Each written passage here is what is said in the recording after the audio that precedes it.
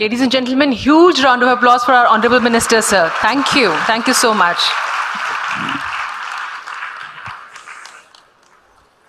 Honorable Minister, sir, in our technical session, we had panel discussion on 5 different themes, and we would like to thank all our discussants and moderators for sharing their experiences with us, enlightening us with their insightful remarks. Thank you so very much to all of you. And now, ladies and gentlemen, in Youth20 Inception Meeting, we'll have youth dialogue with Youth Minister, that is our Honorable Minister, sir. Yuva Samvad, Yuva Mantri ke saath. One earth, one family, one future.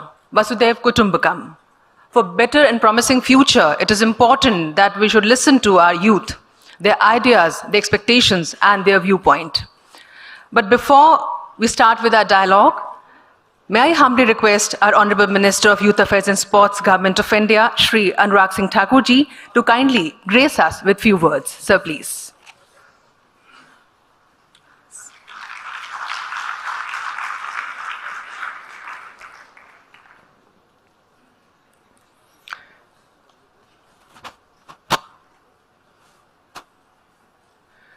Secretary Youth Affairs, Ms. Meeta Rajiv Lochanji, officials from the Government of Assam, officials from the Government of India, youth representatives and friends from the media. Namaskar, apnor ke khabor. How are you feeling?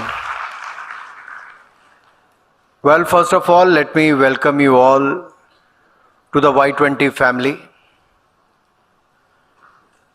especially our foreign delegates who have come, spared their valuable time, and to be amongst us today. I hope you had a chance to immerse yourself and explore the sights, smells of the surroundings, and significance of holding the Y20 meeting in Guwahati, Assam. I know you are here since early today morning from 9 a.m. till now. Hats off to you. Thank you for being here till this time, and I'm sure it's a busy day for you and some interesting sessions which happened today. But when we talk about northeast of India, state of Assam, with over 5,300 kilometers of international borders with several neighboring countries, the northeastern region of India has significant strategic value. What Northeast offers in terms of tourism, horticulture, handloom, sports, culture, and cuisine is unique. This region is a part of Himalayan and Indo-Burman biodiversity hotspots, the 2 of 25 such hotspots in the world. This region is rightfully the gateway to Southeast Asia and beyond. I am delighted that the Y20 summit is being kicked off from this region. I strongly believe that the Y20 India Summit in 2023 would exemplify youth-centric efforts and showcase policy measures advocated by the youth across the globe. This summit provides an excellent opportunity for the youth and the world alike to shape the discourse in many ways, the direction of humanity. I have said this before and I will reiterate it today, that the U20 is a brilliant way to amplify the voices of young people. The world is listening to you very carefully. You have a seat at the table and you are being heard.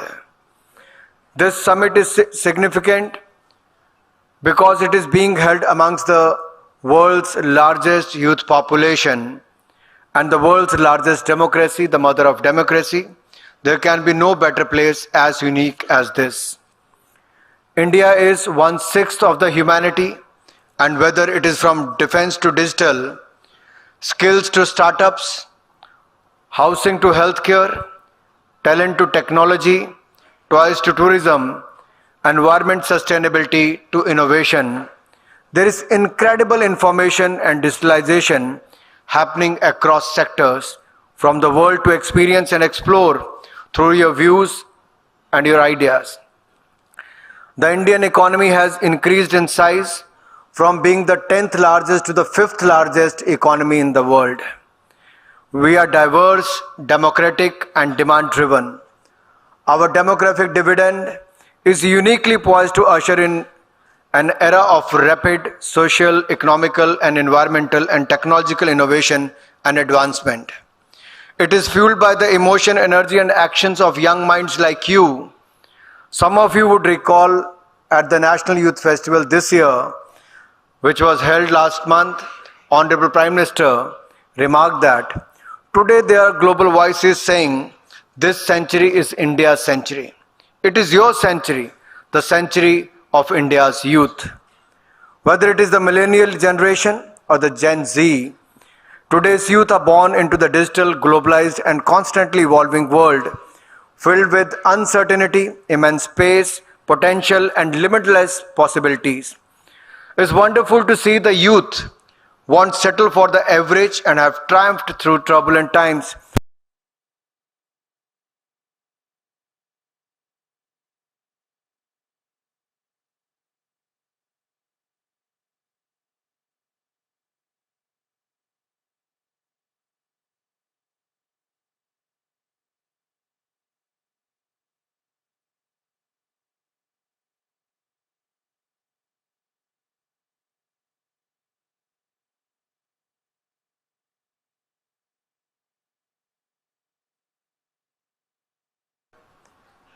And I'm thankful to the government of Assam that they have organized Y20 talks in various parts of the Assam, and many such leading speakers are present here today. Thank you for being here and thank you for participating in such talks.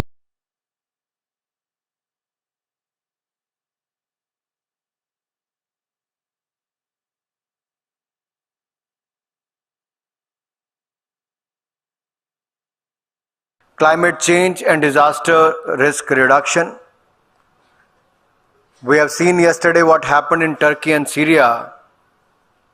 Unfortunately, thousands of people have lost their life. I'm thankful that Prime Minister Modi has sent the India NDRF team also to Turkey to help them during this disaster time. We have done so in the past in Nepal. We have sent our teams to Nepal also. So I was talking about the various themes we have picked up for this Y20 Inception meeting, which is future of work, climate change and disaster risk reduction, peace building and reconciliation, youth in democracy, health, well-being and sports. All these are very relevant and important topic for all of us. And I firmly believe that young people are the largest stakeholders and they have to play a very important role in the present, and they are the builders of tomorrow. Youth will inherit the future they build, and that is why I urge you to utilize this opportunity to brainstorm and build network wisely. A few weeks ago, Prime Minister Modi underscored that, and I quote, "The runway is ready for youth to take off. Whether it is for the economy or education, sports or entrepreneurship, skill development or digitization, you, the youth, now have a mission to make a global impact," I unquote. PM Modi also said that he strongly believes that by the end of this decade, emerging technologies such as artificial intelligence, machine learning, Internet of Things, coding and others will have evolved significantly, and data science and cybersecurity will have occupied much deeper part of our lives. So our youth should be prepared with their skills. With all these opportunities, more for our youth, I would like you to take back this roadmap in your careers and lives. And for the international youth gathered here, I translate the mantra. Amrit Kal is Adhigam Kal. Leap forward and learn from people, places and your failures. Amrit Kal is the Avsar Kal. Take advantage of the plethora of opportunities and seize the day. Last but not the least, Amrit Kal is the Kartavya Kal. The mantra of duty towards the nation is first and foremost. If each of us follows the Kartavya Path, the world will definitely attain new heights of development. Youth is the engine which drives the nation towards success. Innovation, entrepreneurship, and problem solving will be the cornerstone for the youth-led development anywhere in the world. And in India, we are not only talking about the women development, but women-led development. There are ever new evolving opportunities in agriculture, defense, sports, media, and entertainment. Social entrepreneurship and youth are the drivers of this revolution. So my young friends, this is the historic time when optimism and opportunities are coming together. So we ought to stand united in order to unleash the true potential what awaits us in the future. I will end with a few thoughts and questions for you. Young people must decide, will you lead or will be led? Will you be an employee or aspire to be an entrepreneur? Will you be the generation that puts a man on Mars or continue to marvel at the moon landing? Will you be the generation that heals the world of its health problems or live in the hope for cures? Will you be encouraging or will you encourage a sustainable lifestyle for the planet or be the generation that sit quietly watching the extinction of life around us? Will you be the makers of a better future of world and masters of your destiny? Because your time is now and the clock is ticking.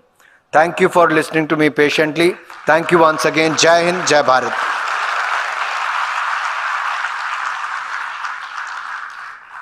Thank you so much, Honorable Minister, sir, for the address. Ladies and gentlemen, our Honorable Minister of Youth Affairs and Sports, Government of India, Shri Anurag Singh Thakur ji. And now we open the forum for interaction, but a humble request, those who want to speak, those who want to share their views and opinions, please first introduce yourself and then share whatever you want to. So, sir, with your permission, shall we start? Yeah. Can we have the mic, please?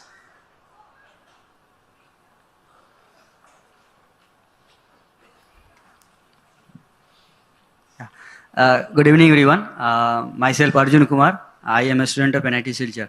So my question is regarding nowadays it's an era of digitization. So digital is. So recently we had one social media intermediary guidelines or rules we can say.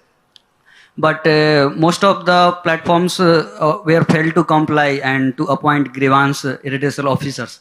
So what are the further steps taken by government to we can say immunize our youth from the misinformations coming from various parts of world? Thank you for raising a question which is very relevant today, especially when we all have gone through the COVID-19 pandemic in the last 2 years. When I was addressing one of the conference at United Nations, which was held digitally, most of the countries talked about infodemic rather than pandemic. Because of information, more lives were lost. So these platforms are made available for a right communication, positive communication, which could be used. But unfortunately, certain peoples misuse that. But then there are certain guidelines. There are 3 tiers of redressing that. One is at for example, OTT platforms or the others.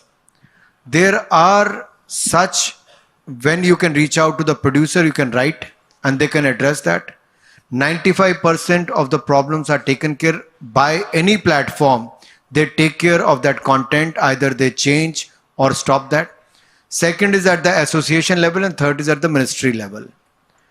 Very few comes at the ministry level as far as the entertainment or the news are concerned. Government of India started the PIB fact check, which is the Press Information Bureau fact check, about the government policies or the news about the government. And we have been doing that successfully for the last 3 years. Now the Ministry of Electronics and Information Technology is under the process of consulting various stakeholders, taking their feedback, what else could be done in that direction to address this challenge. On one hand, this platform is utilized by many such reporters, media persons or individuals to create more awareness or to spread the right news. There are positive pros and cons of this social media platforms, but I'm sure there will be more maturity and it will be used in the right direction in the years to come. Thank you, sir. We have the lady in this row, please. Yeah. Hello, sir. My name is Anubha Shukla, and I launched my startup 2 years back. I will quote you here. You said not women development, women-led development. I would request you to explain what steps are we taking in that direction. See, if you look at this year's presidential address, India has a president who is a woman and comes from a tribal area. This shows the power of this democratic country.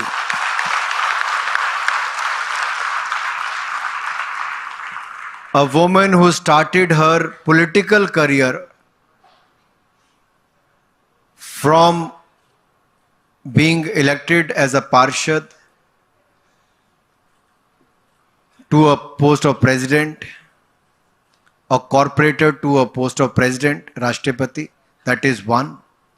Second, on 31st of January, the presidential address happened in the parliament. On the 1st of February, the finance minister is also a woman who has given the budget this year, and a historic budget, I must say.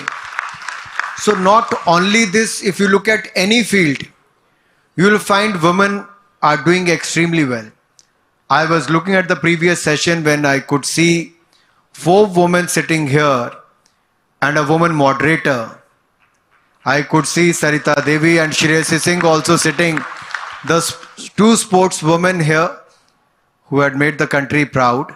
Not only that, if you look at the Tokyo Olympics, who won the first medal for India? Mirabai Chanu, a girl from the northeast. Look at the Commonwealth Games. Who won the first gold medal last year for India?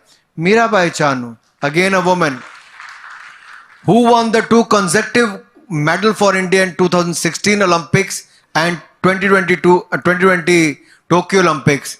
PV Sindhu, again a girl, a woman-led development.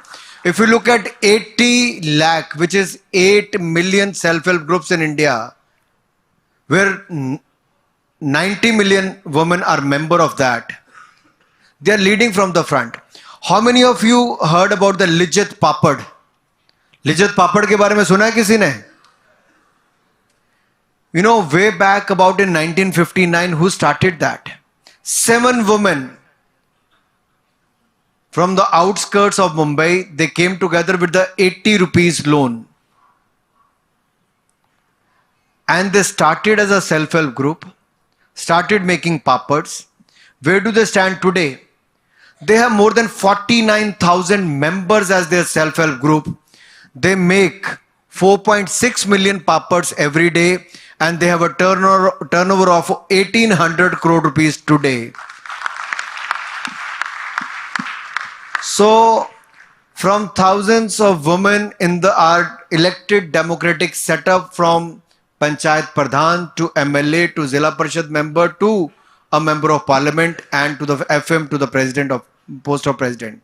Look at the deputy commissioner today. You have a woman who is a deputy commissioner. Secretary of Youth Affairs, again a woman. So everywhere you will see the women are leading from the front. And if you go to any school or college, which I have noticed in my constituency, if I go for any annual prize distribution function, out of 10, 7 are girls. That clearly shows women are leading from the front, girls are leading from the front. So there are opportunities available today from banking sector, fintech to the other sectors, from space to the 26th January Republic Day parade. You could see the women riding the motorcycles. You could see the women leading from the front in the Republic Day parade.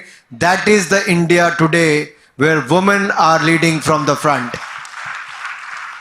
और ये महिला विकास नहीं, ये महिला नेतृत्व विकास इसी की पहचान है. From a pilot to a fighter jet pilot, women are leading from the front. We have this gentleman in the second row. Yeah, please.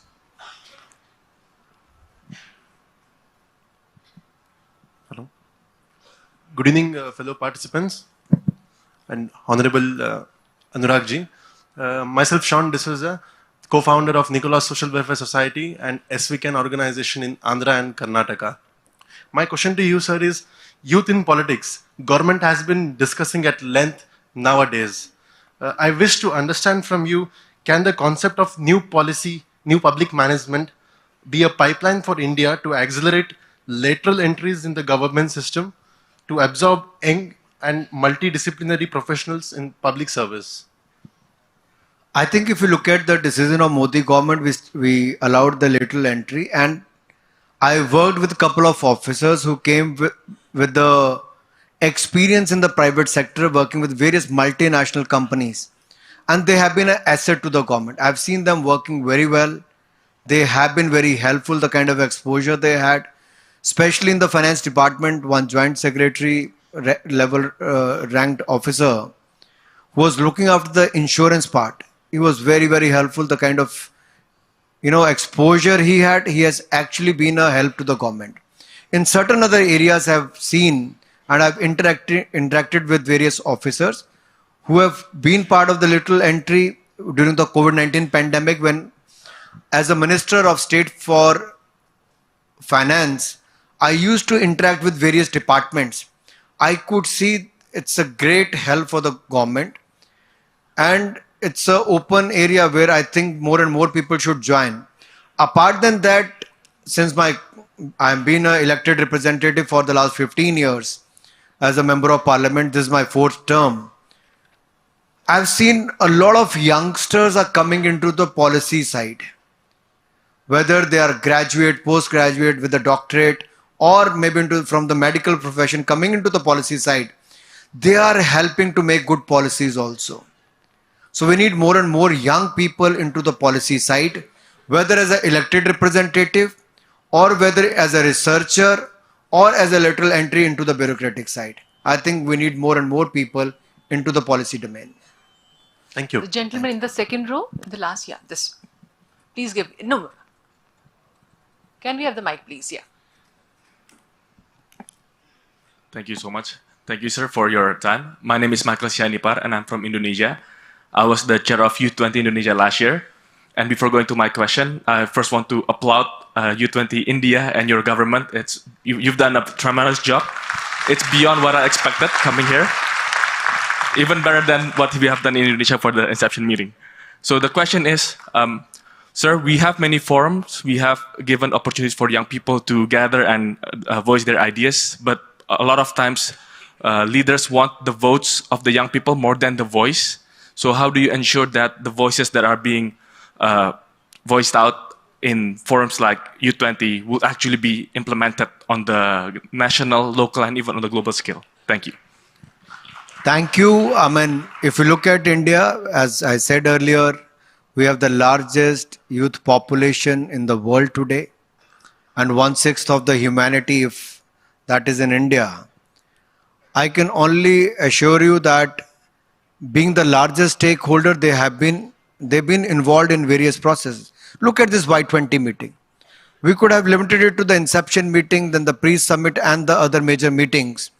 But we have taken it to the grassroots level.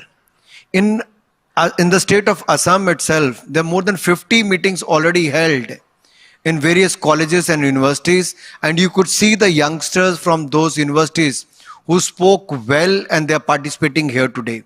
In this year, you will see more than 1,000 Indian universities, colleges participating in this event, and their voices being heard, and whatever suggestions they will make will be part of the paper we're going to make by the end of this Y20 meeting.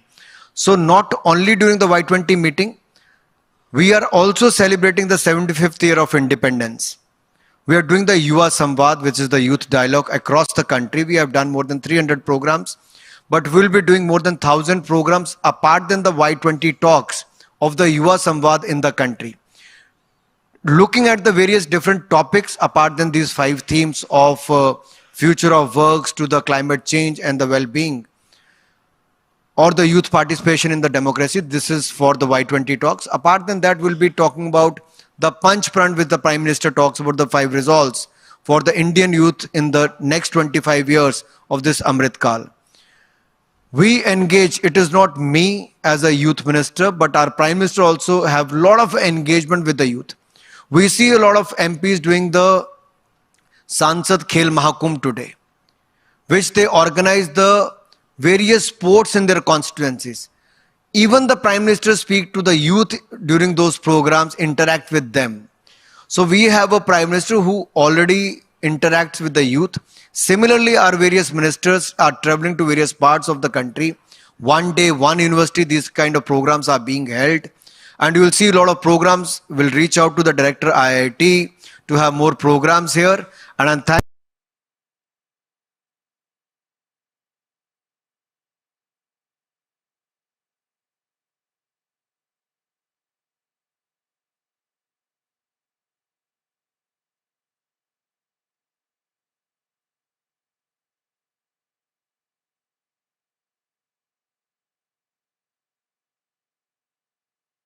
students from higher educational institute from the other parts of the country, from various states of the country. They will travel to the northeastern states, these 8 states of the northeast, and they will travel, they will live in the various parts of the northeast. There will be a buddy system where the students will interact with others and also engage with others, will know about their culture, art, tradition. That will create more bonding. The first program is going to start in the February of this month, where 1,000 students will travel.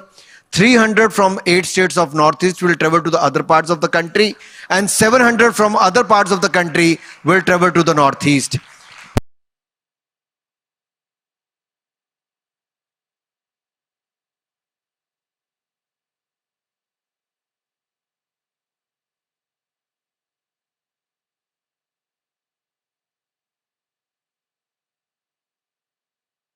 Youth to youth, but also from the leaders side with the youth as well.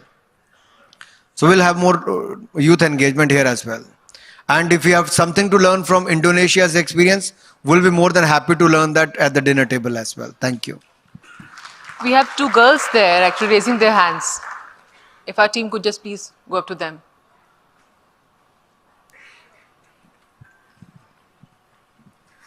Good evening, sir. My name is Pratima Preet. I'm from NIT Mizoram, and I would like to ask you a question. What must be the role of political parties in selecting clean and healthy young politicians? See, for any political party, the first thing is to pick a candidate who can win the seat for you.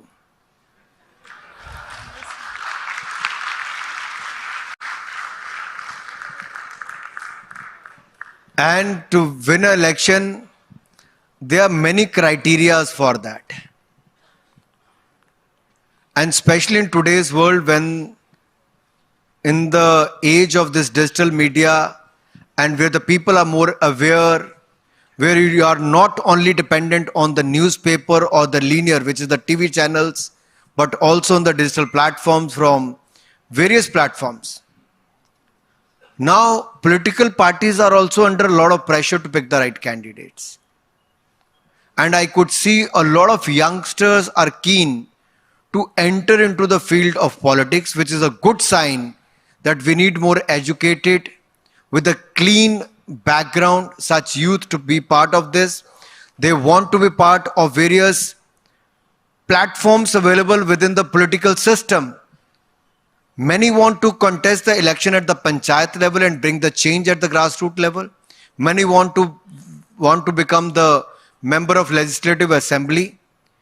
And I've seen in the last 15 years, there's a sea change from one political party to another, where they are also looking at a lot of youngsters to be part of their ideology and to become an elected representative. I request all of you, whichever political party you think you want to be part of, whichever ideology you feel to be part of, be the part of the system and be the change you want to see the change and drive that. You are, as I said earlier, you are the stakeholder and you should play the important role. You can't sit at the fence and could see either the country going this way or that way. Let us work together and take India to the level which India deserves today. And India should lead, and world is looking at India to lead. Thank you, sir. Yeah, this gentleman in the corner. Yeah. Can we have the mic, please?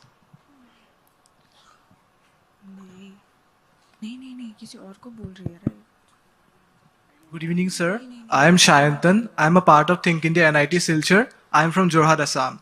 So my question to you is, sir, the main problem with entrepreneurship nowadays is the fear that if they fail, they might miss out many years of their lives that can go to waste. So can we discuss with the government or non-government to figure out some policy to have some career securities in place so that we can encourage entrepreneurship?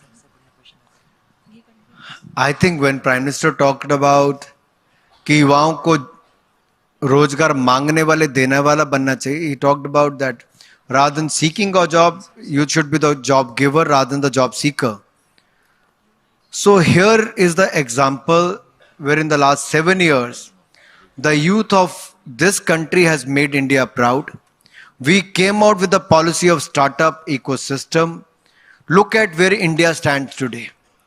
7 years back, we were nowhere at the global map. In less than 7 years' time, India is the third largest startup ecosystem in the world today. 90,000 startups, 107 unicorns with a worth of $30 billion today.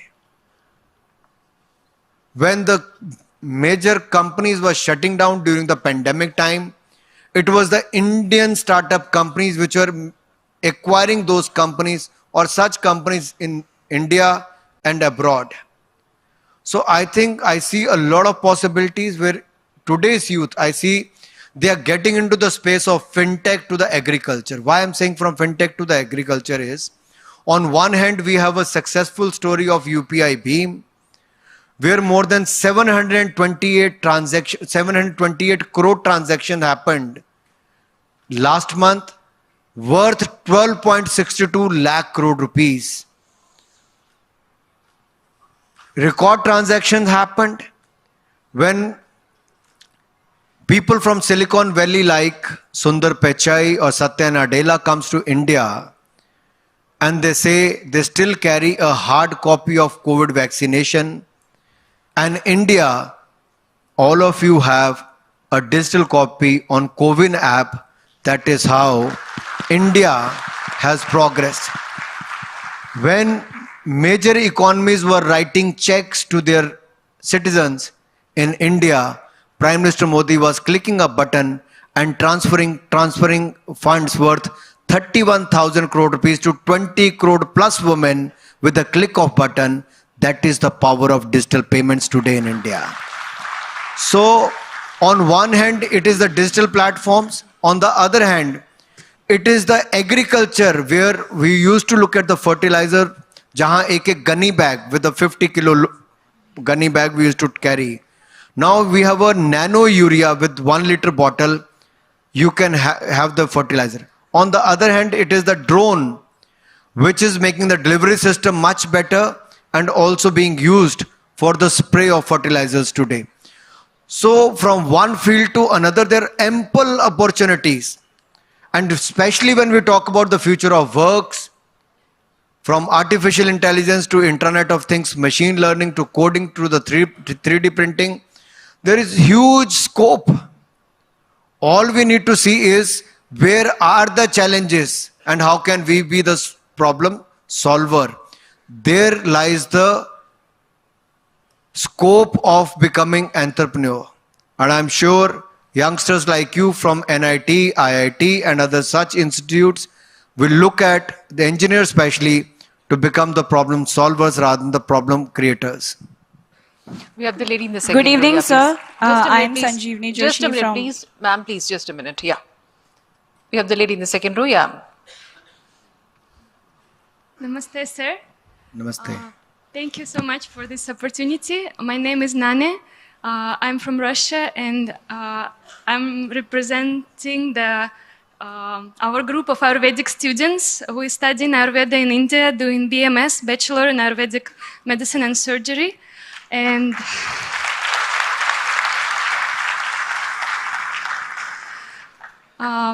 most of us, we came to India to study Ayurveda as we see immense depth and importance and greatness in the knowledge that India preserved through the Vedic culture and Ayurveda specifically. So I have two questions. One question, as we are learning this beautiful science, we have main request how Ayurveda can be used not just as a medicine. Nowadays already it's getting recognized more and more. Even we are studying in Jamnagar. Already the WHO center is established there, which showing the recognition. So our question, how Ayurveda can be implied not just as a medicine, but as a prevention, especially for young generation. Because Ayurveda, it's not just a medicine, it's the way of living. And in our scriptures, it's written how lifestyle from childhood can impact the health, the well-being, on all levels. So first question, how the knowledge of Ayurveda can be spread from the childhood, from the school timing. It can be introduced to the kids as a lifestyle, which can bring a very big and good perspective to their health and well-being. And second question about care of doctors and medical and Ayurvedic students as well, because we are facing very tough type of education. I think it's about all students. So in a way, we're learning the science, how to take care of our health, but the condition of the studying is so harsh that actually very rarely doctors take care of their health themselves. So how we can just support new generation to imply this deep and very ancient, very beautiful knowledge to help everyone live better? This is my question. Thank you. Let me first thank you for selecting India for your education. And secondly, thanking you for picking Ayurveda as your area of study as well as your career. We have seen during the COVID-19 pandemic the power of traditional medicine, because a traditional medicine is not on animal based, it is on herb based, plant based. So one is, please be seated. So one is that the power of Ayurveda. Kada suna kisi ne ki nahi suna? So during the COVID-19 pandemic, two things helped, yoga and Ayurveda. So the things which were ignored in India for a certain period, and we looked at the Western world, COVID-19 pandemic somehow made each one of us realize the power of Ayush, Ayurveda, Yoga, Unani, Siddha and homeopathy. That is the power we have. I think we need more research papers and more recognition at the international level. There is a huge market locally and globally. And I've seen many member of parliaments to a common man sharing their experiences with us, which the other medicines could not do. Our traditional medicines have actually helped them to recover. One experience I would like to share with you. I come from a hill state of Himachal Pradesh. Hamirpur is my constituency. In 2018 April, I started a program of mobile medical units because I could see, people in difficult times, they have to travel 3-4 kilometers by foot to catch a bus and then to go to a hospital for a checkup and to get treated. I started a program called Sansad Mobile Swasthya Seva, which is the mobile medical units. I started with 3 mobile medical units initially. These go with a doctor, lab technician, nurse and test them, give them free medicine, free checkup, free OPD. There was a great response. Now from 3 we have made 30 mobile medical units now, done more than 8 lakh patients testing free of cost and free medicine in the last 3 years, 4 years. Now on one part is the cure, which we are already doing. And what you talked about, the prevention. When I went through the data, I put some experts on that job to look at the data. They've gone through 2 lakh people and they found that majority of the problems are lifestyle related. So if we have to prevent this, then rather than sending doctors there, we need to create more awareness about their lifestyle. What needs to be changed, what needs to be adopted, what should be their right eating habits, how much they should exercise, what is the right posture, and other things which are related to it. I'm not an expert as far as the healthcare is concerned, but you raised a very relevant point. I'll talk to the relevant people within the system, our health minister and to the Prime Minister, how we can adopt it more and more. But one thing which I've seen in India, that things are changing very fast. And somehow the online platforms are a big advantage today. Even if the question which you raised today and some suggestions which you have given, when everyone is going to share that on the online platform, more and more people will get educated and they're going to get more aware about the things available at home. Thank you for the question. Thank you. Yeah. I think there are a lot of hands, so I have to make my reply a little short. So I'll try and do that to take more questions. Good evening. Or what I'll do is I'll take 4 or 5 questions at one go, then I'll reply. Is that fine? As you suggest, sir. So can we have the question, please? Yes, sir. Thank you to give me a chance of question. I'm Hyungjin. I'm from South Korea, who is studying, researching on Indian philosophy in Delhi University. Yes. After I finished my MA in same Delhi University, I got quite surprised that Indian students are very smart. Indian students are really good at expressing and debate logically. They know how to express their opinion logically.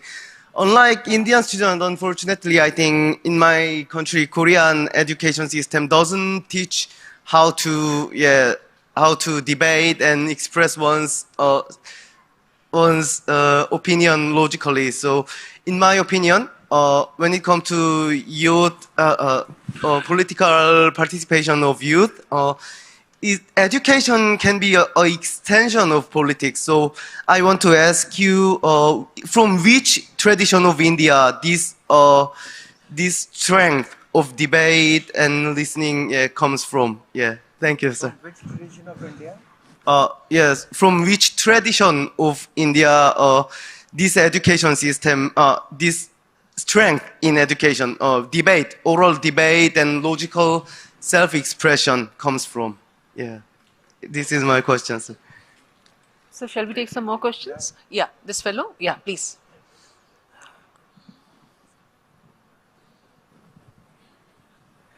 Good evening, sir. So this is Himraj Go here from Johar Engineering College. So my question is, there is no doubt that persisting in Indian politics requires much more than confidence and hard work. So what are certain fundamental principles and mindset that we need to instill in ourselves as youth to be able to take part in Indian politics and become able young leaders of the future? Thank you. The lady in the middle.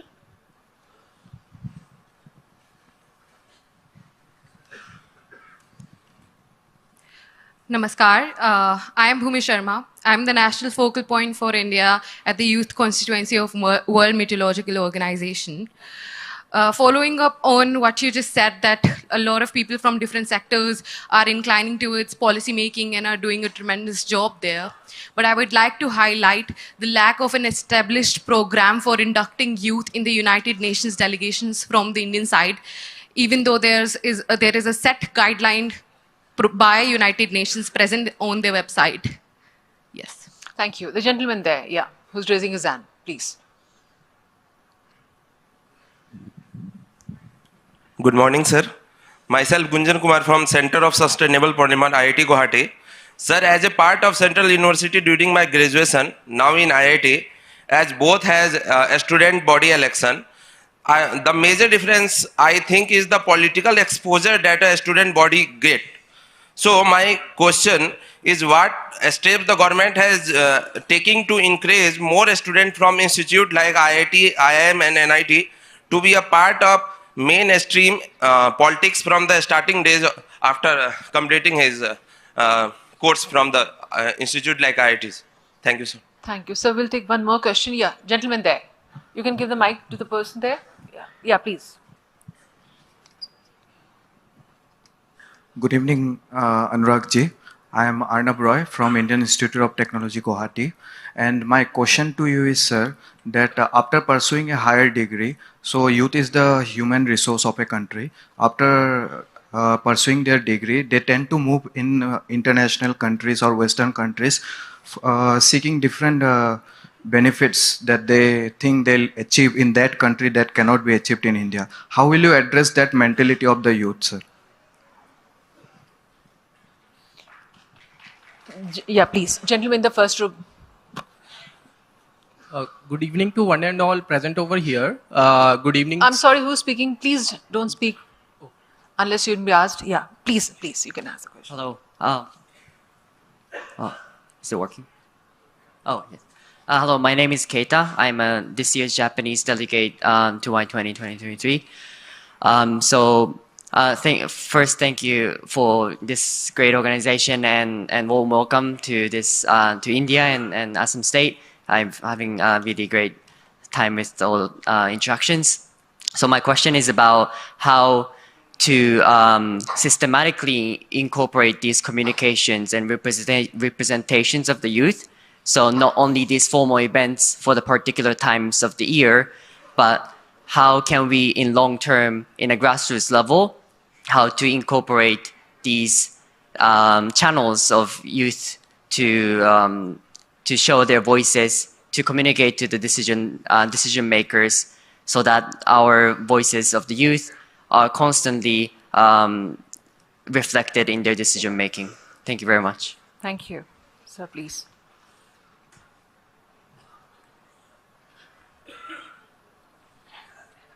Yeah, the lady in the first row there. Namaste, sir. I'm Shri from the United States of America.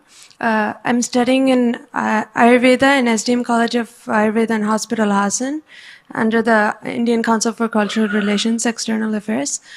So my question for you today is, so yesterday I just came from a conference in Kerala on Indian knowledge systems and traditions, and I observed that the Chinmay Vidyapeeth, which was organizing that event, had incorporated the IKS system, and the first module being the national pride of the country. And how does this help for the youth of today?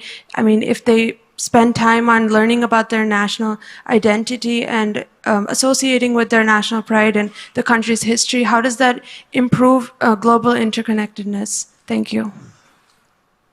The gentleman in the first row, please. Yeah. Namaste, sir. I'm Pascal. I'm a law student and a consultant. My question to you, sir, is more on the lines of student politics, sir. I see two extremes in India. One, the institutions where student politics sets a bad example to the entire globe, I would say. On the other hand, I come from an institution, I have pursued my undergrad, wherein student politics is not encouraged and in fact discriminated upon to the extent that student politics has become a taboo of sorts, sir. So does the government consider working with the education ministry to set up a platform of sorts to regulate student politics across the nation, sir? That would be my question. Thank you, sir. The gentleman in the third row, sir, shall we continue, with the questions? Yeah. Thank you, sir. Yeah. Namaste, sir. I'm Sanket. I'm currently building a cultural brand, That Indian Monk, which focuses on reviving cultural ethos of Bharat and IKS. Along with that, I'm working with Pinaka Technologies, which is a cybersecurity firm. So my question is a bit general, which occurred in today's panel discussion, which was about mental health and some policies about sport. So when we look at district level or a state level or a normal player who's involved in any kind of sports, so these people undergo through a lot of stress and such situations which are unaddressed, and even parents do not understand. So how government can intervene into this and create some interventions, at least at awareness level, so that some things can be done for these people as well. So this is one of the question I wanted to address. Thank you. Thank you. The gentleman there, yeah, sitting next to you. Good evening to one and all present over here. Good evening, Anurag ji. We always talk about betterment of humans, but we also understand that animals are also an important part of our global ecosystem. My question is, why there is no strict laws against animal cruelty? We usually see that stray dogs, cows are abused and ran over by vehicles. Why government does not run free spay and neuter program for stray dogs? Also, don't you think zoo should be closed, as we are depriving animals from their natural habitat just for our sake? What is your take on this? Thank you. The gentleman in the middle in the white dress, yeah, white shirt rather.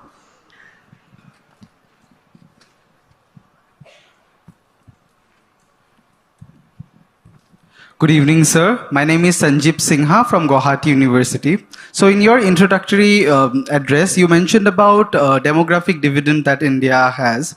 So as you said, women-led India. So my concern here is that the labor force participation, the female labor force participation in India is not that desirable. So what your idea and what would you advise to the young generation to reap the benefit, to optimize the labor force participation, especially the female? Thank you, sir. Thank you. The girl in the last row, we can see some hands, yeah. Yeah, please.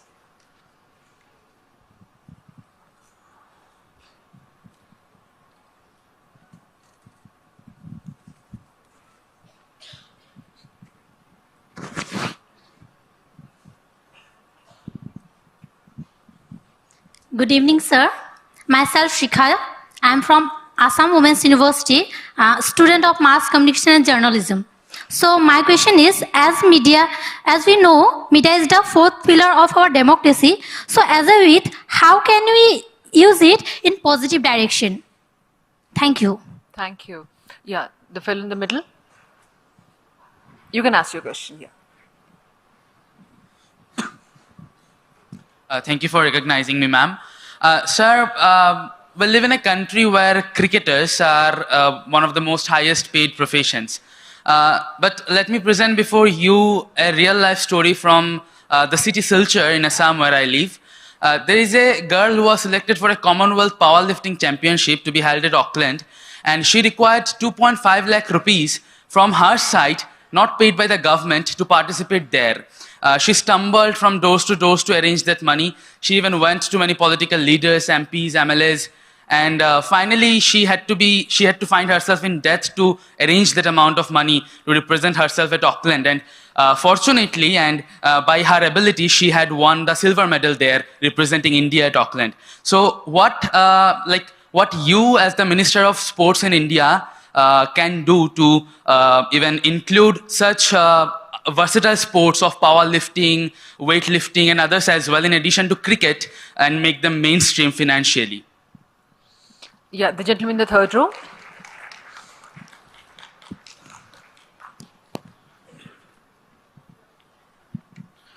Hakalokan Namaskar. My name is Sanadya Sinha, representing Think India NIT Silchar. My question is that, sir, after the abrogation of Article 370, there has been a civil society group in Ladakh who have been demanding the protection of resources and employment. And in September 2019, National Commission for Scheduled Tribes strongly recommended the inclusion of Ladakh under the 6th schedule of Article 244. So what does the MHA does not even addressing the issue, concluding that Schedule 6 is meant for the Northeast and Schedule 5 can be implemented in the Ladakh. So what are the future course of actions the government is planning to implement to secure the tribal rights for the people of Ladakh district? Thank you. Yeah, the lady there, she's raising her hand.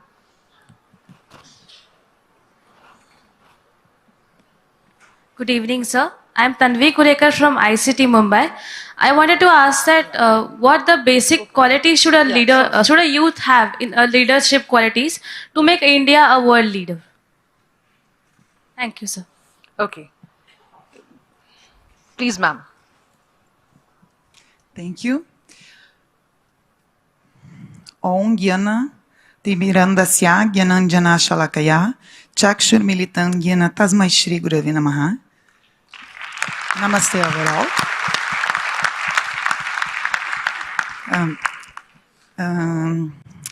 Honorable Anurag ji, my name is Raquel. I'm from Brazil. I'm studying Ayurveda in Jaipur. And thank you for this amazing opportunity. And I would like to share with you that we are already running a project in Brazil for established there the first authentic Ayurveda Gurukula there. And my request to you is please bless us for we continue this project there, because this is also an opportunity for youth people who work abroad and also for Vaidyas, because the idea is that Vaidyas go to Brazil for teach us there, right? And please help us and establish this project there. This is my humble request. Thank you. Thank you. So can we take some more questions? Yeah. Okay, right. So as you suggest, please. Thank you for your questions and some suggestions which have come this way. I mean, what qualities you need to become a world leader?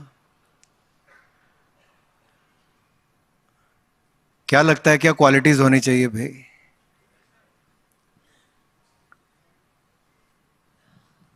Any suggestions to become a world leader? What kind of qualities one should have?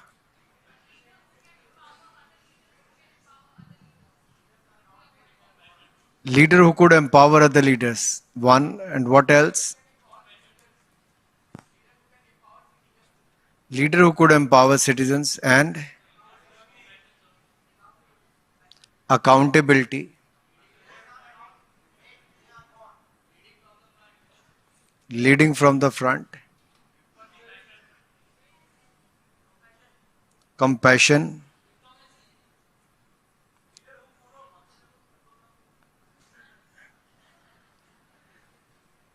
So one earth, one family, one future. Vasudev Kutumbakam. See, the answer we all know. One has to be clean, disciplined, dedicated, compassionate. At the same time, a commitment towards the growth of the country as well as towards the welfare of the citizen, welfare of the poor. And when you are committed and dedicated, I think nobody could stop you. First thing is you should believe in yourself, then the others will believe in you. So you should have that confidence in you, then the world will believe in you. And I'm sure many of you will do well in whatever field you'll pick. Not only politics, many other areas, wherever you go, you're going to do well. About the 370-35 way, if you look at, your question was very different, but I'll answer it in a different way, that for the tribals, not only in Jammu and Kashmir, but otherwise also, even in this budget, there is announcement to open 740 Eklavya schools to look after the 350,000 tribal children which can go to the school. More than 38,000 teachers will be hired and a special budget has been earmarked for that. That is one. Second, in Jammu and Kashmir, when it was difficult to even hoist a national flag, after the abrogation of the Article 370 and 35A, you could see last year when we were celebrating the 75th year of independence, Har Ghar Tiranga Abhiyan, in every nook and corner of Kashmir, there was a Tiranga flag hoisted on each and every house. So there is no special status, that is one. It is like any other state of India where people are having the equal rights. The one question about the women workforce, I think there are many areas where women are doing extremely well. But yes, if you look at the organized sector, the women workforce is still very less in India. It is only 20-25% in India, which should be much more. But if you look at the self-employed women workforce, it is much higher. If you look at the total mudra loans which have been given, 34,37,000 crore rupees has been given. Out of that, 69% are availed by the women in this country. That means they are more into the self-employment, whether through the self-help groups, entrepreneurs, or small works they are doing. But yes, in many areas, many sectors, we need more women participation. But you could see that from the defense sector to the other micro, small, medium enterprises, the women are in large numbers today. But yes, the number has to be increased. Animal equality, I believe, I agree with you in certain areas. We see the farmer who takes the advantage of a cow till the time she is giving milk. She is like mother, but the day she stops giving milk, she's been, left on the road or in the jungle or elsewhere. So I think it is our responsibility, not only of the farmer, but also as a society. We have seen the mistreatment to the dogs, to the other animals as well. But there's a lot of awareness today. There are a lot of people who come forward to adopt dogs as their pets, who are the stray dogs, to take care of the cows, to the other animals who are left on the streets. There is a sea change from the past 10-20 years. We have seen a different society now. More awareness is being created and people are also becoming more sensitive. There is another change. If you look at India, few years back, the kind of problem we used to face with the cleanliness. Now more awareness is generated. A lot of youngsters, they believe in keeping the country clean, their area clean. They don't throw their chips packet, the toffee, chocolate or the water bottles on the road. They try and dispose of that in the dustbin, or they keep it in their bag and dispose of at the right place. So there is a change happening with the passage of time, with creating more awareness. All we could do is we can be the change what we want to see the change in the country. So let us start from our home, from ourselves only, and we could see a lot of change. Mental stress, yes, not only for the athletes, but to the common man, students also. We see a lot of suicides today in the society. We could see a lot of stress among the youth. Yoga, Ayurveda to others, meditation is another area which help us to de-stress ourselves and rejuvenate ourselves. Let me say one thing here. परेशानियां तो हर किसी की जिंदगी में होती हैं. परेशानियों से भागना बहुत आसान होता है. हर जिंदगी में एक मुश्किल इम्तिहान होता है. भागने वालों को कुछ नहीं मिलता जिंदगी में, लड़ने वालों के कदमों में ही जहां होता है.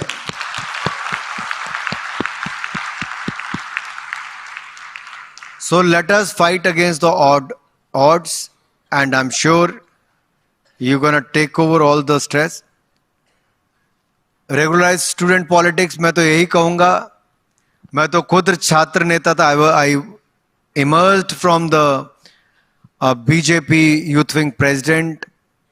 I was the longest serving Youth Wing President from 2010 to 2017. doing a lot of agitation across the country, and took a yatra from Kolkata to Kashmir from various parts of the country to hoist the national flag, where I was put in the jail to hoist the national flag in the state of Jammu and Kashmir. Now today I could see Jammu and Kashmir is a different state today, with no such restrictions and all that. I think youth, I mean, why do you look at only doing the student politics in university or the college? Nobody stops you to take up any issue and make it a big issue. Whether in the campus, off the campus. Today there are various platforms. You can start any debate online, offline. There are a lot of opportunities today. But yes, we have elected representatives from students, among students also in various universities and colleges.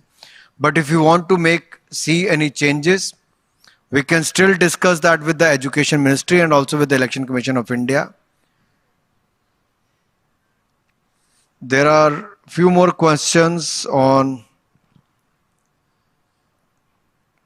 why youth is, educated youth leaving country. I think there was a stage when a lot of youngsters wanted to leave and build careers overseas.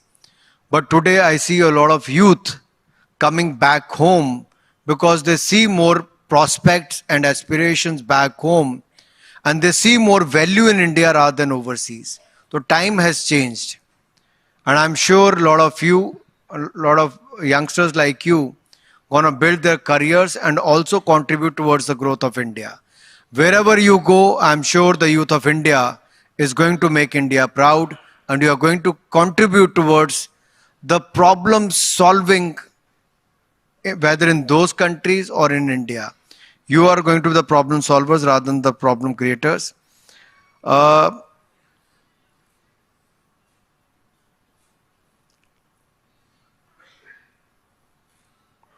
You have talked about the UN Young Global Leaders. How we're going to pick. We can discuss that internally within the department, how we can do that.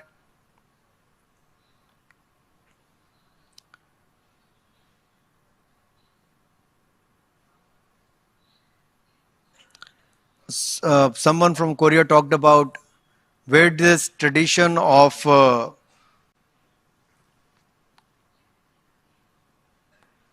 discussions or talks started. It is in our Shastras. If you could see, we are not only the largest democracy in the world, but India is the mother of the democracy. So it is a thousands of years old tradition. And that is how the society where we stand today. Not only that, somebody talked about India. What about Indian culture, art, tradition? All I want to say is for today's youth, when we talk about celebrating 75th year of independence, that doesn't mean India is 75 years old. Our history is thousands and thousands of years old. There's a rich tradition, art and culture. Unfortunately, in the past, not many were talking about that, but today we can proudly say it is not only the revival of Somnath temple or the Kashi Vishwanath temple or the Kedarnath temple or the Hemkund Sahib or the Buddh circuit or the Ayodhya Dham. These are not only the temples or the places of worship today, but ये आस्था के केंद्रों के साथ साथ अर्थव्यवस्था के केंद्र भी बने हैं. From a places of worship to a places of economy, it has also emerged as a place of economy because lakhs and lakhs of jobs have been created around that. A rich tradition, culture which we look at the same time, a huge infrastructure has been built around that. So I think we should know our country well, not only for the last 75 years or the 200 years or the 600 years of Gulami, but also we need to come out of that mindset of Gulami today. That is why Prime Minister, when he talked about the 5 resolves, उसमें एक जो कहते हैं गुलामी की मानसिकता से बाहर निकलना, वो बहुत जरूरी है. और उस मानसिकता के साथ निकलने के साथ साथ गौरवशाली इतिहास पर गर्व करने की बात भी करते हैं। और ये गौरवशाली इतिहास जो भारत का है वो दुनिया के बहुत कम देशों का है, इसलिए उसको जानना बहुत जरूरी है। और हमने एक सीरियल भी शुरू किया दूरदर्शन पर, स्वराज, जिसमें महिलाओं से लेके बहुत सारे महापुरुषों की स्वतंत्रता सेनानी के रूप में भी उसको दिखाने का काम किया गया है। और भी क्वेश्चंस हैं? Sir, I think as it's just, shall we take some more, sir? Or? I think if they are hungry, if they want to have dinner, you can. I think they are supposed to have dinner at 7:15. It is already 8 o'clock. Whatever is your wish, as rest of you could join me on the dinner table, sit with me and ask your questions if that is fine. If you still want to ask questions, I am fine to take your questions. It's up to the organizers. Yeah, there are so many hands raised actually, so we can simply can go on and on and on. So if you suggest, ma'am, can we just... Yeah, I'm really sorry, ladies and gentlemen. As you know, we have time constraints. So, sir, with this, shall we just wind up the dialogue? Up to you, I mean, I'm fine with anything. Okay, thank you so much, sir, for your words of wisdom, for your encouraging remarks. And ladies and gentlemen, now we have come to the last leg of our today's event. So, in concluding session, may I first invite from the Y20 Secretariat, Ms. Valentina Brahma and Mr. Devansha. मैं इनको इतना जरूर कहूँगा, Please, sir. because you all are studying in very prestigious educational institutes. You all be looking at building your careers, building fortune for your family, giving them a very comfortable lifestyle. But please remember when Prime Minister talked about Amrit Kal. And from this Amrit Kal to Swarnim Kal, this yatra of 25 years is very, very important. And please remember those 5 resolves, Panch Pran.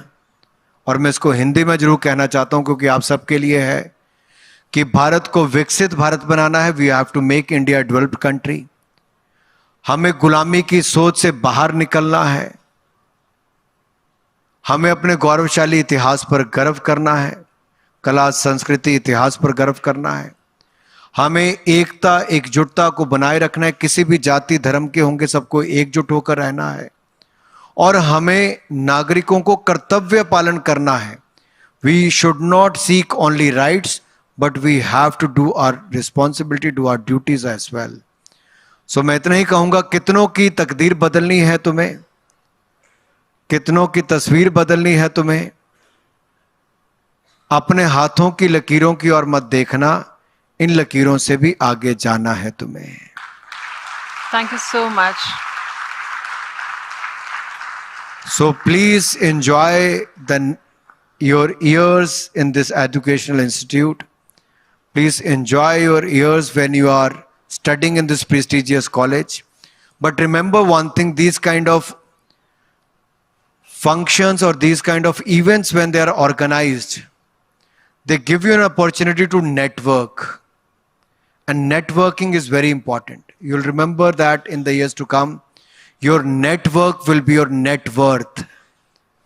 So create a good network, know more people, engage with more people, share your ideas, share your knowledge. You will get more exposure.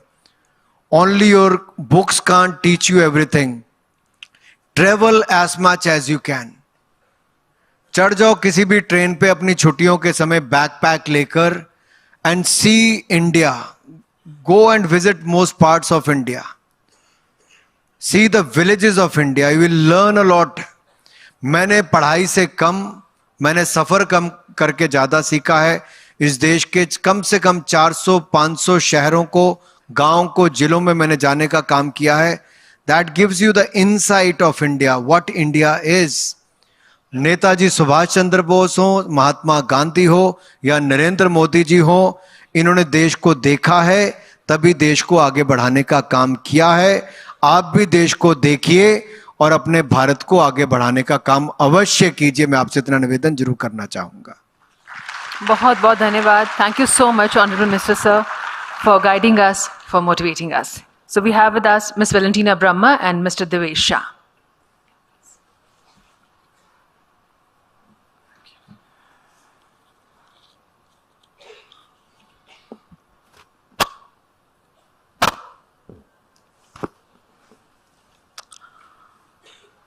take up one idea and make it your life.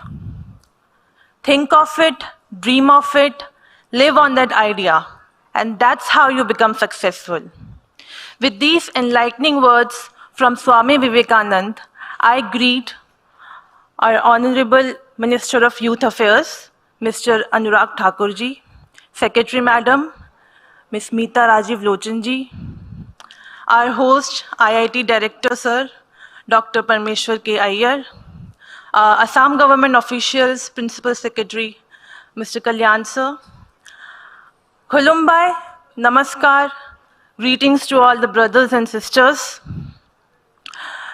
From a land of diversity, rich culture, and proud history, I stand before you today as a proud representative of not just SPMRF, Y20 Secretariat, but my country, and as a youth, a representative of the youth as well. Through this Y20 India, we are trying to gather as much voices of the youth through our various programs as possible. We, the young people of India, are proud of our heritage, but we are also forward-looking and eager to embrace the future. We believe that our generation has the power to shape the world and make it a better place for all. In India, we are fortunate to have a rich tapestry of cultures, religions, and languages that make our country unique and vibrant. But we also know that with this diversity comes a responsibility to celebrate our differences and work together towards a common goal. Throughout the entire day, we have had very engaging panel discussions with very good panels for our various themes that had been selected by the Y20 Secretariat and the Ministry.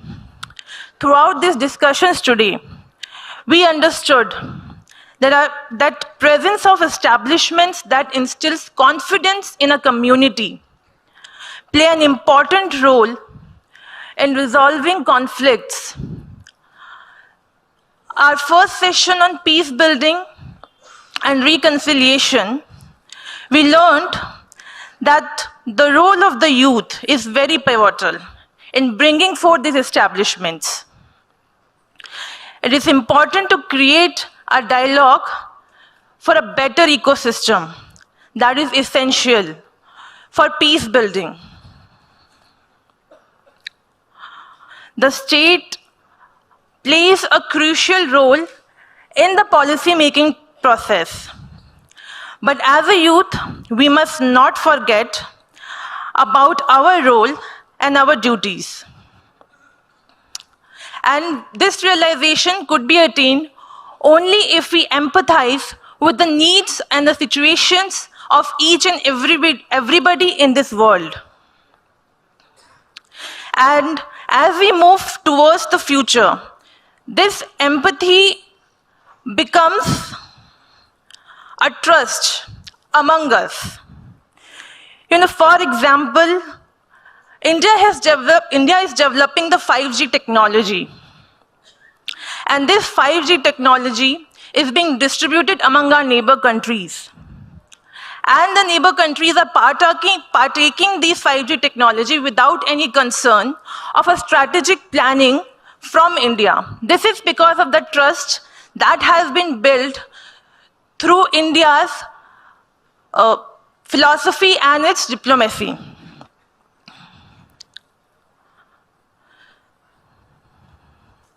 And as this digital transformation is taking place, and as it is unfolding, we, through this Y20, are not only involving the youth, but also involving various stakeholders from universities, from the industries, from various fields, so that by the end of this Y20 summit, we are able to produce a deliberation, we are able to produce a communique that provides a solution for the problems that are existing in our world today. The youth is determined to build a better future, and one that is inclusive and equitable, where everyone has access to education, healthcare, and opportunities to fulfill their potential. We are committed to create a world that is sustainable for both ourselves and for the future generations. Therefore, dear friends, I invite you to join us on this journey. Let us work together to see the change we wish to see in the world.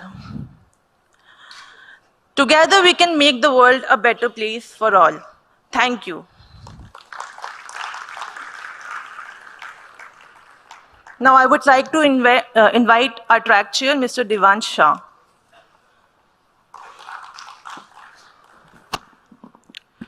Thank you, Valentina ji. I'd like to begin by thanking our Honorable Minister, Shri Anurag Singh Thakur ji. Thank you so much, sir. The Ministry of Youth Affairs, the Honorable Secretary, the Honorable officials of Assam government, the Director of IT Guwahati. Vasudhaiva Kutumbakam and Sarva Sukhino Bhavantu. These are the two pledges that our Shastras have taught us. And when the world saw the unforeseen circumstance of a pandemic, our august Prime Minister carried out the world's largest vaccination drive, which included technologically and medically advanced technologies. But he upheld these two principles. This is working in advancement with an iron fist, but carrying human values with velvet glove.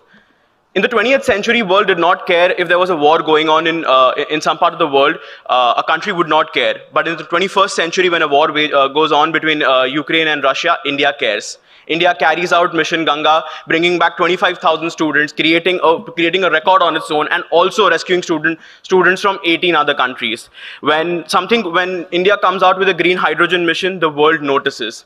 As we have taken on the presidency, as the G20 presidency has been taken on, we've seen that a lot of countries share a common goal. Post the 2016 Guangzhou Summit, countries have shared a common vision to jointly promote global economic recovery that have led to medium and long-term economic growth. Now, coming to my track in particular, that is Industry 4.0, India has made rapid strides in it. We've not only done Vaccine Maitri, but we have come out with Tech Maitri.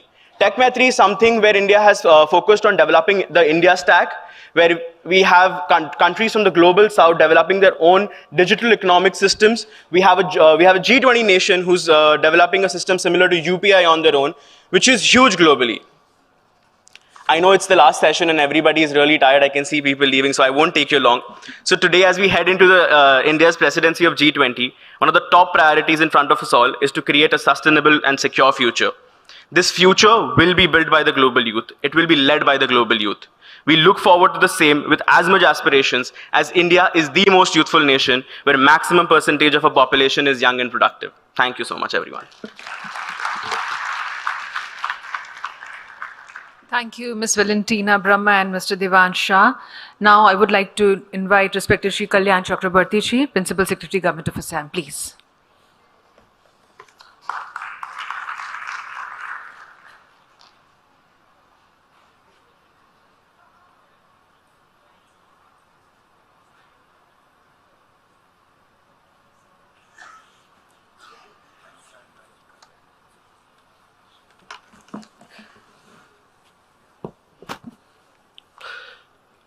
Honorable Minister, sir, esteemed Secretary, ma'am, youth delegates, Y20 Secretariat, and the media personnel. First and foremost, sir, on behalf of the Government of Assam, all the students, the universities, the school students who we have given the opportunity to deliberate on these issues, we would like to thank you for doing the inception meeting in the state of Assam.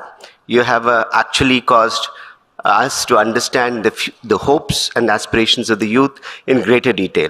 Sir, I wouldn't like to take much time, but I would like to say that we learned a lot from the deliberations of the youth. We learned about their hopes and aspirations as to how from agriculture to industry to AI could lead to huge disruptions, and how all these topics were so interlinked. And we hope that from the deliberations that have happened here and the contributions of the Assam students to the papers, we hope that we will be able to contribute to the papers finally to be submitted by you to the international community. We have made a lot of models here, sir. Our dynamic Chief Minister has youth as its top priority, both its employment in terms of technology, in terms of peace building, in terms of their health, in terms of climate change. Assam is now on the forefront, and we have presented our views, and we have also deliberated with the students and understood their views. And we thank you for giving us this opportunity, and I thank all of you on behalf of the government, on behalf of my Chief Minister, for being here and for making Assam the first place for starting the inception here. Thank you all very much. Thank you, respected Shri Kalyan Chakrabarti ji, Principal Secretary, Government of Assam. And now may I request respected Shri Parmeshwar Iyer ji, Professor Parmeshwar Iyer, Director IIT. Sir, please.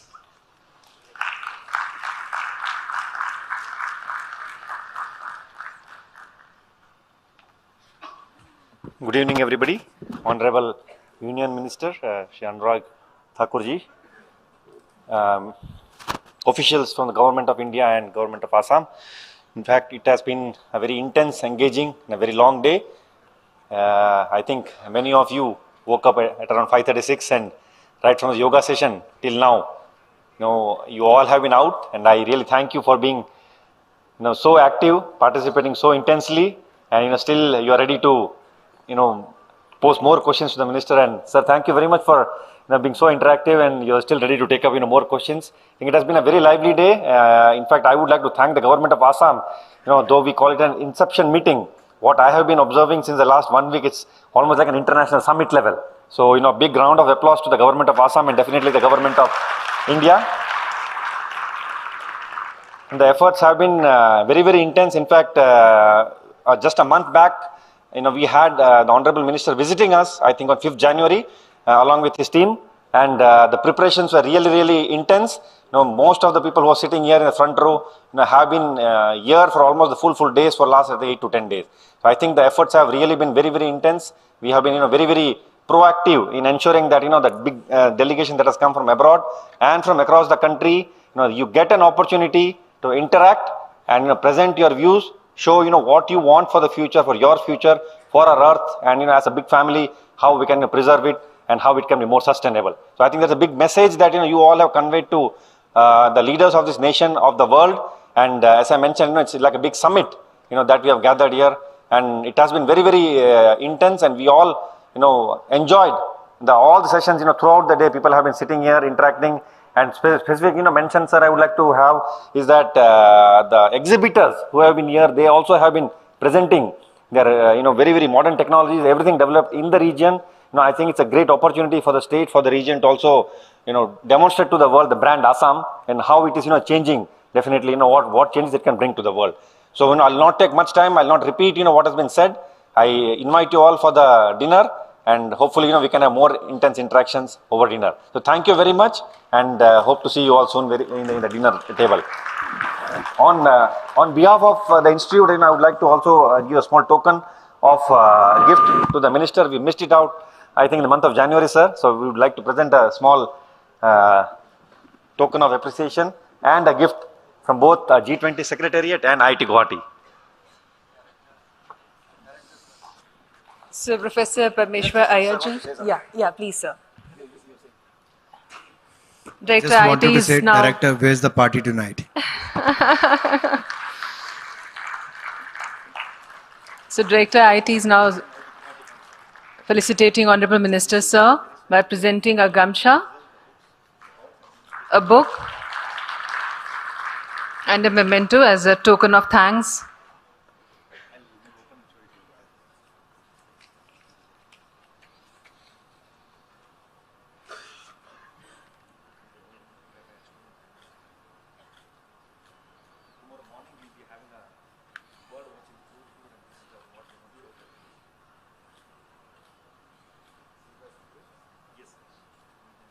This is a book on birds.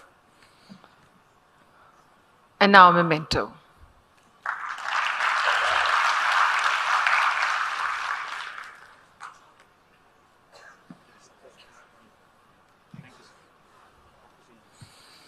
Thank you, Professor Parmeshwar Ayerji, Director IIT. And ladies and gentlemen, with this we conclude our today's session. Thank you so much, Honorable Minister of Youth Affairs and Sports, Government of India, for joining us today and having dialogue with our participants. And we would also like to thank our distinguished guests, eminent personalities, representatives, delegates, officials from the ministry and state government, young leaders and all others who are connected with us through live streaming. Thank you so very much. Since morning, you all are with us. Thank you once again, and please do join us for dinner.